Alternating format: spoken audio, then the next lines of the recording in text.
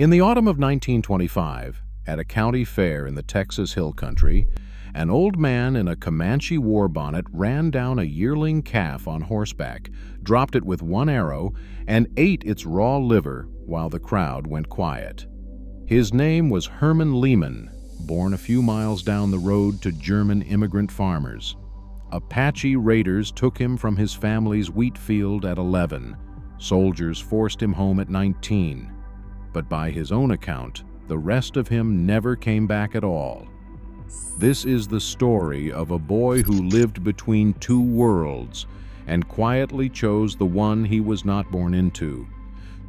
To understand how a German farm boy from Mason County ends up the adopted son of Quanah Parker, we have to start in a place that no longer really exists, the German frontier of Central Texas.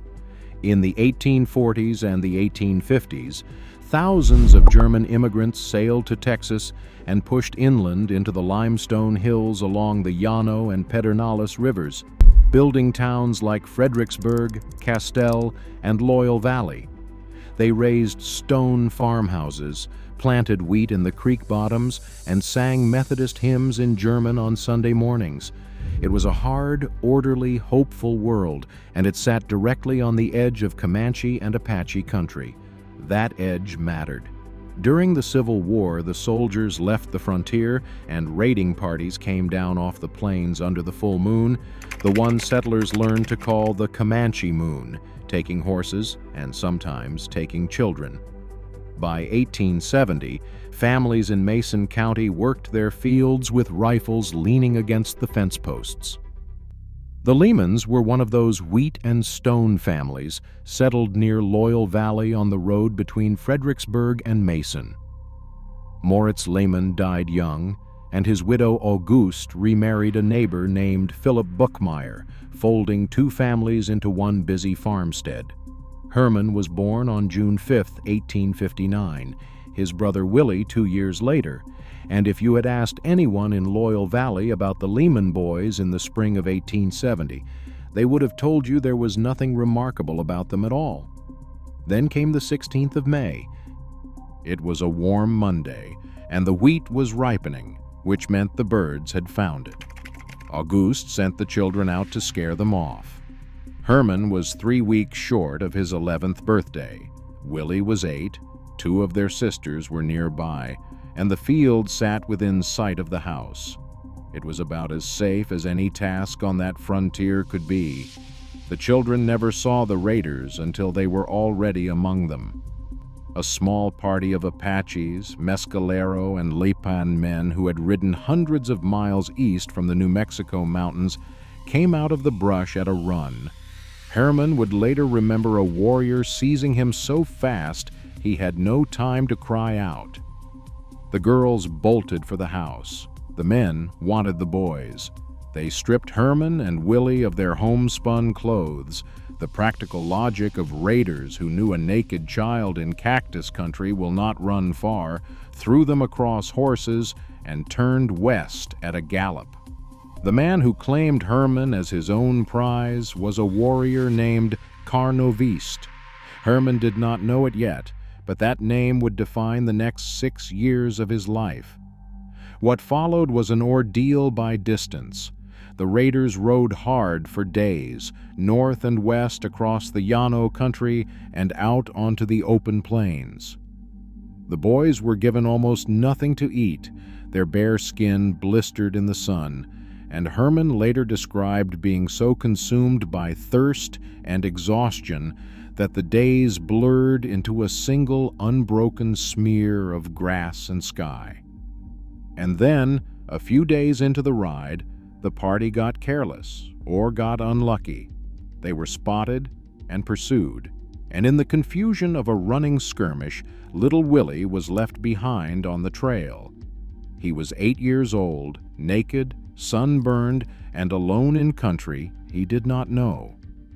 Somehow, he walked and wandered his way back toward the settlements until searchers found him, blistered, starving, and alive, carrying the only eyewitness account the family would get for the better part of a decade. Willie came home to a mother who wept over one recovered son and then had to absorb what his return meant.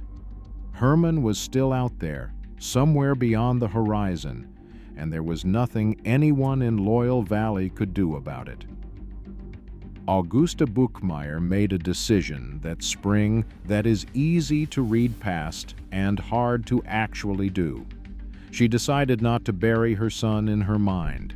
For the next 8 years, she wrote letters to Army officers, to Indian agents, to newspapers, to anyone with authority on the frontier, describing a blond, blue-eyed boy taken from a wheat field near Loyal Valley in May of 1870. The frontier was full of grieving parents, and most of those letters changed nothing. Hold on to that detail, though, because one of them eventually would.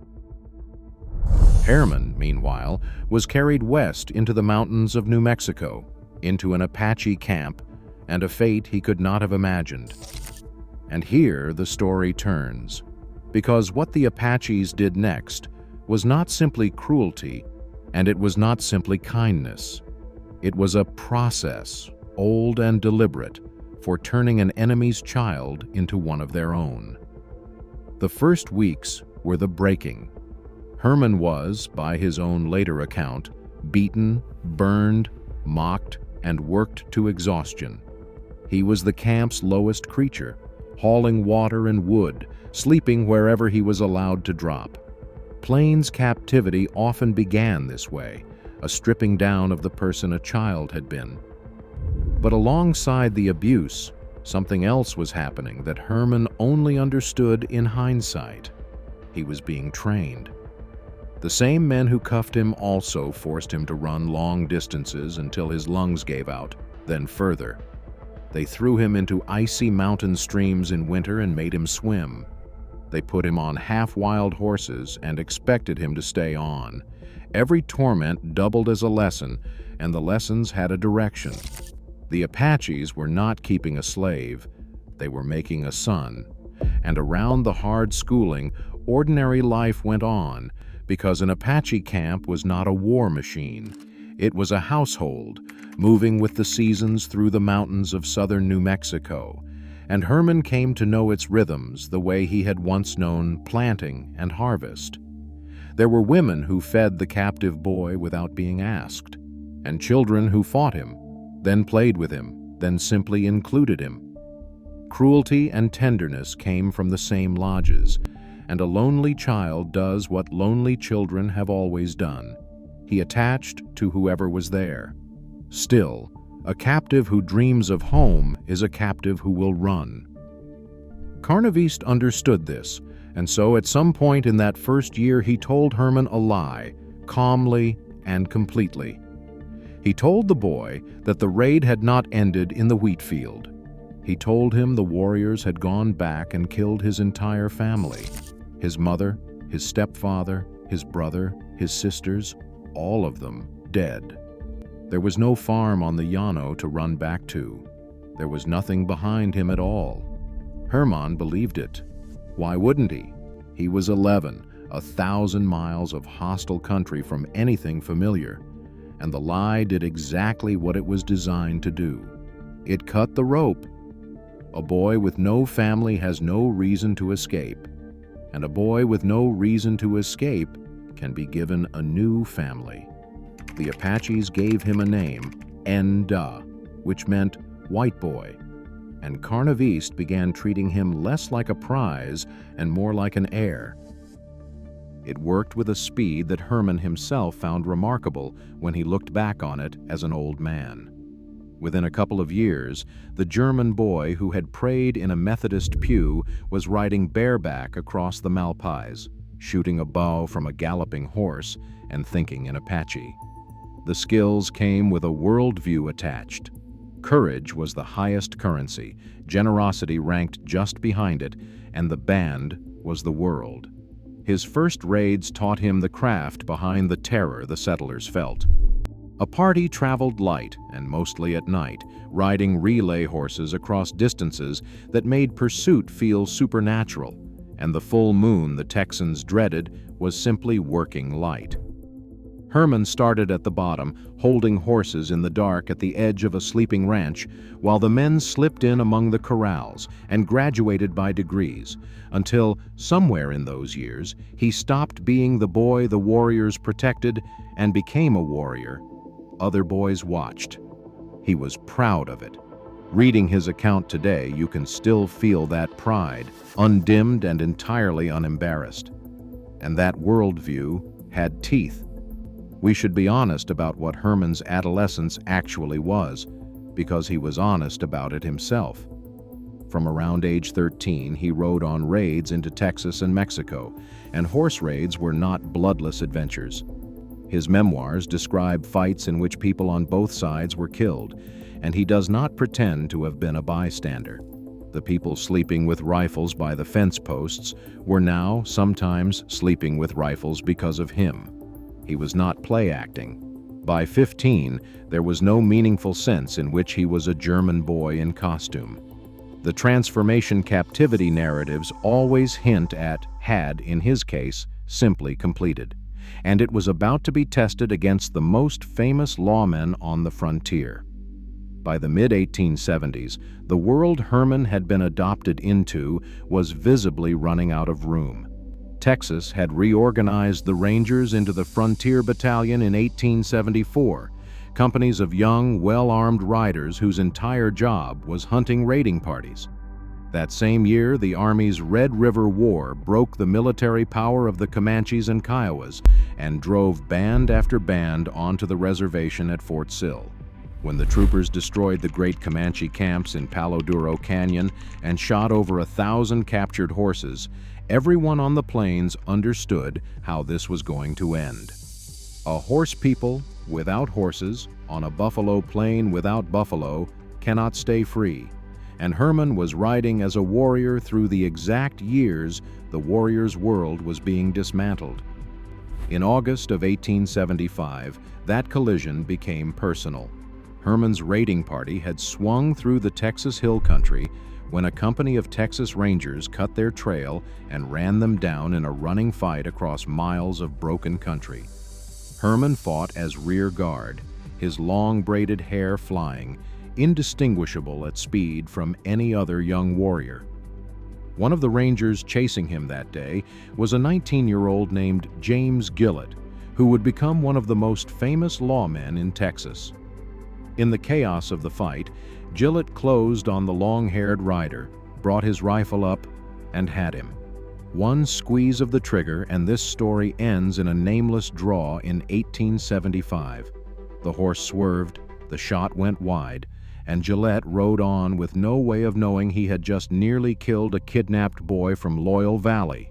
Keep his name in mind. He and Herman were not finished with each other. Herman escaped that fight on foot, hunted and stripped of nearly everything, and the ordeal of getting back to the band across all that open country was a survival story in itself, and the larger pattern was unmistakable. The raids into Mexico still worked, but the Texas side was closing like a fist, and everywhere the war parties rode, they crossed buffalo grounds turning into bone fields, white with skeletons as far as a man could see. Herman was a teenager, and even he could read that landscape. The question was never whether the free life would end. It was what would end it first. For Herman, the answer turned out to be nothing the Army did. Then, around 1876, disaster arrived from inside the camp rather than outside it. During a drunken quarrel, a medicine man of the band shot and killed Carnaviste. The man who had stolen Herman's childhood, lied his family into their graves, beaten him, trained him, and finally loved him as a son, was suddenly gone, and Herman's reaction tells you everything about who he had become. He did not feel liberated. He felt orphaned again, and under the code he now lived by, an orphaned son had one clear obligation. Herman killed the medicine man. He was 17 years old, and in the space of a few days he had lost his father and made blood enemies of the dead man's kinsmen, men with real standing in the only community he had, A medicine man's relatives could claim vengeance, and Herman did not wait around to see whether they would. He took horses and weapons, slipped out of camp at night, and rode east onto the staked plains, alone. What followed is, for my money, the strangest and most haunting chapter of Herman Lehmann's life. For roughly a year, a teenage boy lived entirely alone on the Llano Estacado, the high, flat, nearly featureless tableland straddling the Texas and New Mexico line. He could not go to the whites, who, as far as he knew, were the enemy that had killed his family. He could not go back to the Apaches because a dead medicine man's kin were somewhere behind him. So he simply lived, the way an animal lives, in the seams of the country. He camped in draws where his fire would not show, moved every few days, and hunted with the bow when he could, because a gunshot on the plains announces a man for miles. Through the summer, that discipline was survivable, even in his telling, occasionally sweet. He had horses, meat, and absolute freedom. But then the northers came, the blue winter winds that dropped the plains' temperature 40 degrees in an hour, and the freedom turned into something closer to a sentence. Herman spent that winter huddled in brush shelters with his horses, a boy of 17 with no band, no family, no language he could safely speak to another human being. His memoirs let a few details of that year through, and they are the kind you do not invent. He talked to his horses because they were the only company that could not betray him. More than once he lay in the grass at night watching the glow of a distant campfire and felt the pull toward that light like a physical force, weighing warmth and voices against the possibility of a bullet. Each time, for months, caution won, and he backed away into the dark. From the outside, his life would have looked almost peaceful, one rider drifting across an ocean of grass.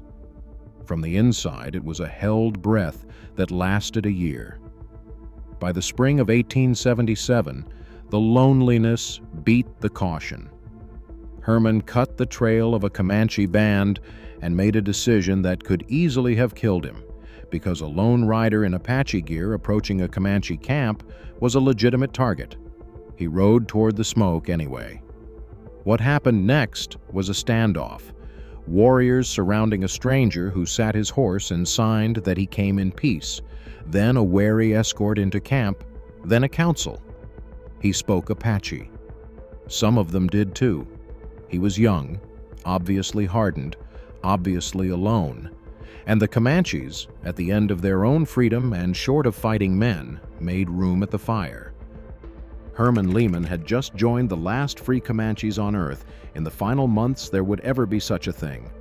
The band moved in the orbit of the Quahada Comanches, and the Quahadas meant one man above all, Quanah Parker. To understand why Quanah looked at this blue-eyed warrior and saw something worth protecting, you have to know his own family story, because it is Herman's story reflected in a mirror. In 1836, Comanche raiders had carried off a 9-year-old settler girl named Cynthia Ann Parker. Like Herman, she was absorbed completely. She became Najua, married the war chief Peta Nakona, and bore Quanah. Then in 1860, at the Pease River, Texas Rangers recaptured her and returned her by force to a white family she no longer knew. Texans expected a joyful redemption. What they got was a woman who repeatedly tried to escape back to the plains, and who, after her young daughter died, essentially grieved herself to death. Quanah grew up with that wound.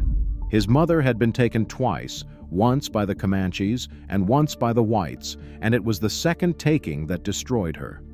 Quanah had answered that grief by becoming, for a time, the most uncompromising holdout on the plains, keeping his Quahadas free on the Llano Estacado longer than any other Comanche band before leading them into Fort Sill in 1875.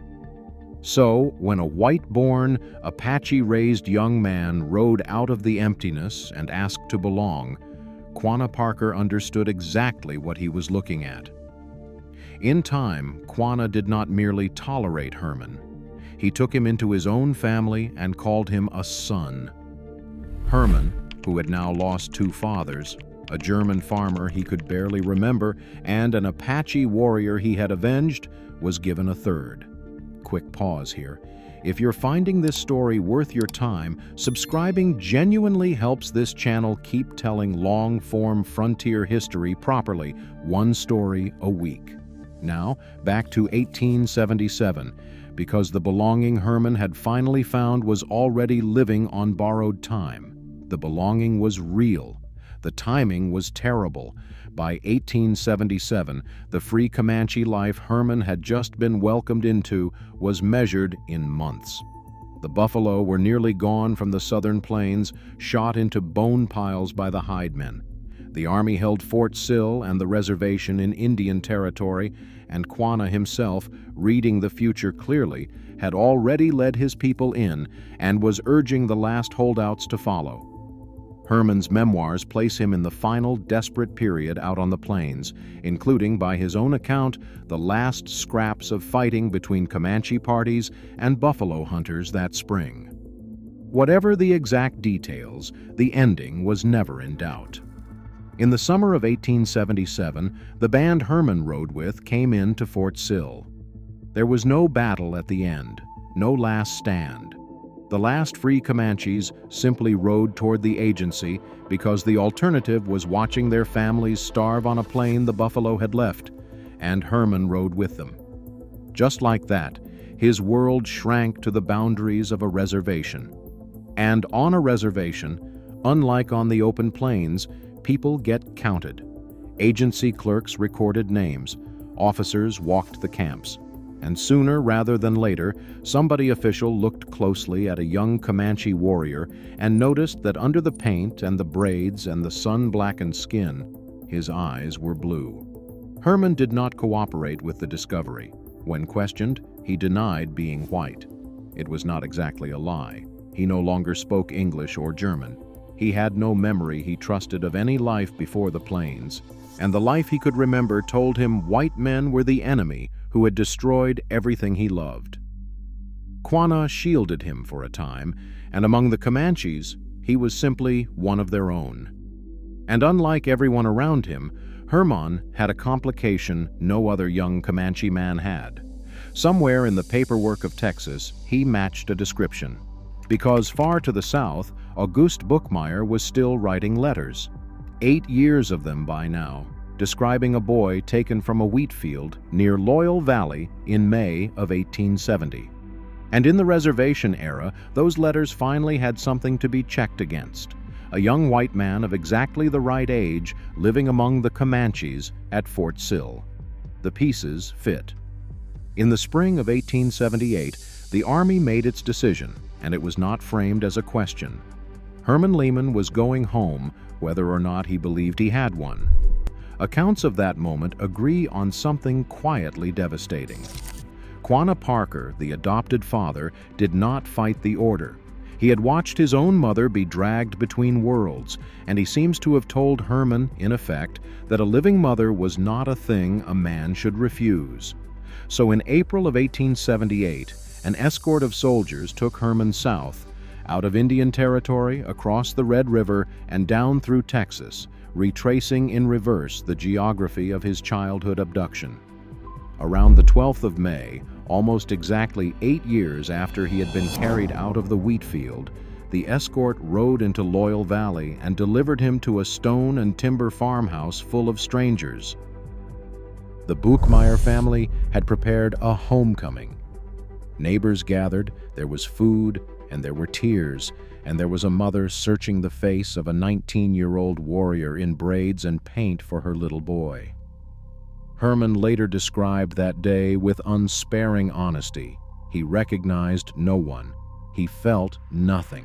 When his mother embraced him, he endured it.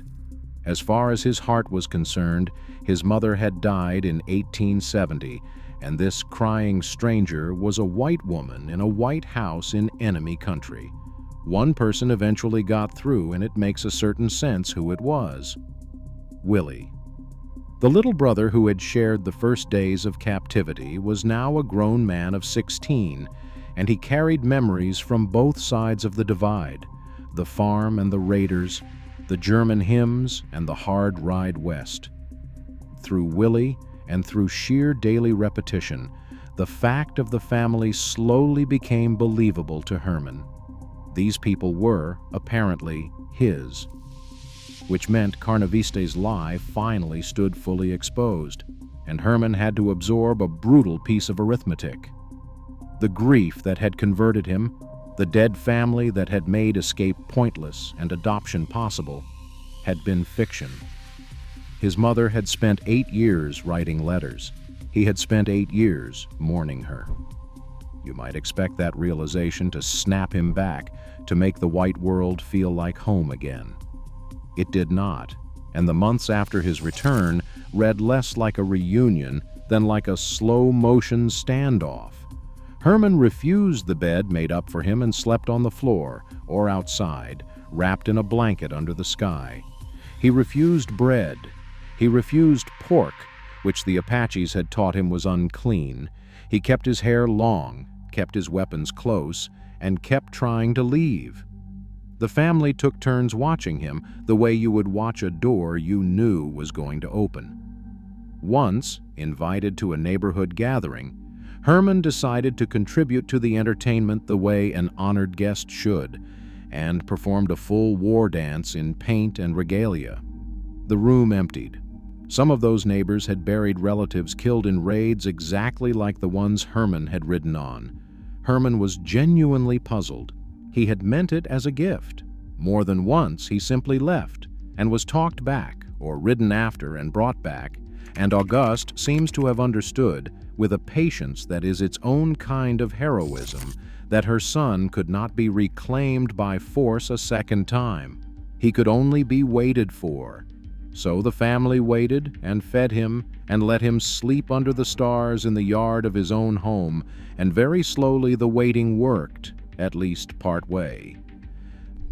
That small disaster captures his whole predicament. Loyal Valley was being asked to reabsorb a young man who had been, in plain terms, one of the raiders. Some neighbors managed it, some never did.